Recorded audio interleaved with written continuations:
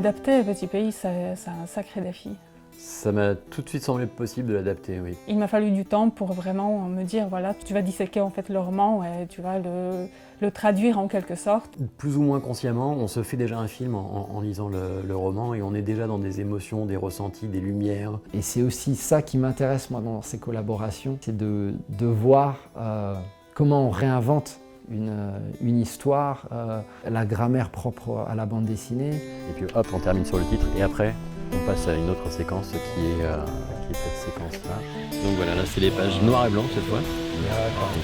Bon, il y a des choses qui vont rebouger un petit peu avec le titre en gros, Petit Pays, d'après le roman de Gaël Klein.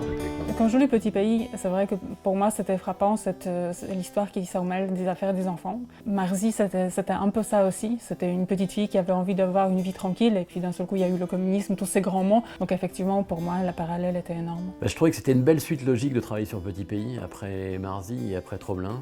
C'est vraiment c'est pas une synthèse mais c'est un croisement assez heureux des thèmes et des univers qui sont abordés dans ces précédents travaux. Là, je me suis dit qu'on partageait forcément une sensibilité à raconter ce type d'histoire. T'as la maison d'enfance quand elle est toute belle, etc. Et il revient 20 ans plus tard et t'as la comédie française. Cette histoire de Petit Pays, ce roman que j'ai écrit, après, passe au tamis de leur propre sensibilité. Moi, c'est ça qui m'intéresse. Alors comment je peux surprendre quelqu'un qui a écrit le livre?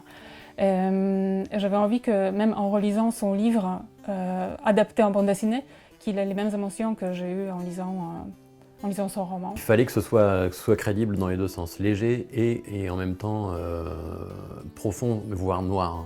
Donc il faut un dessin qui puisse être suffisamment réaliste et en même temps, quand on est dans l'évocation de l'enfance et ce côté léger, il faut qu'on soit un peu plus dans ce côté un peu cartoon.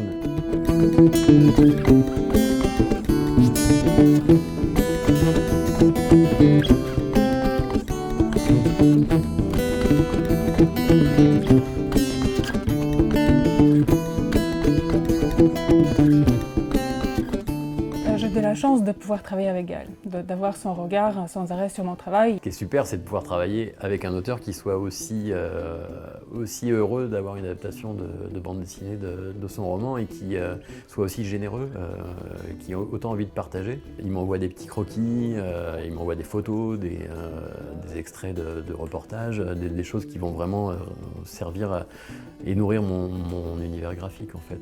Et ça par exemple, c'est vraiment... c'est ma mère, c'est mon père, c'est moi. Là, je reconnais bien ma tête, même ma montre, je la reconnais. Aujourd'hui, je découvre les premières planches. Je disais que c'était Noël pour moi aujourd'hui.